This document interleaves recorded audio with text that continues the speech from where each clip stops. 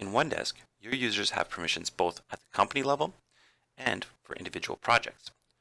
To see their company level permissions, select the user's application, show the details of the user, and if you have enough room, you can even dock the details on the side. Scroll down the user details and you'll see a section called Company Permissions. Here you can see you can make the user administrator, you can give them access to all applications but not the administration privileges.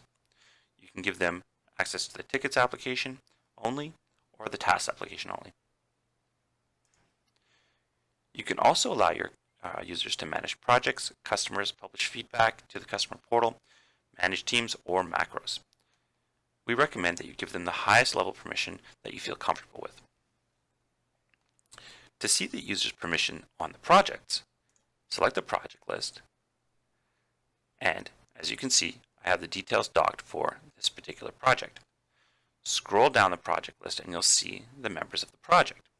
And beside those members, you'll see a little tag that identifies their role in that project. If you click the little arrow next to their icon, you can see the list of options to change their role. You can also remove their membership here. Project Manager is the highest level of permission, and it gives them full access to everything in the project, but it also allows them to add more users to the project.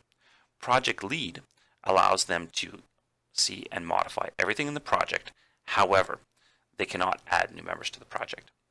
Standard Member allows users to modify things that are assigned to them or created by them. And Restricted Member prevents the user from modifying anything. However, they can still make comments.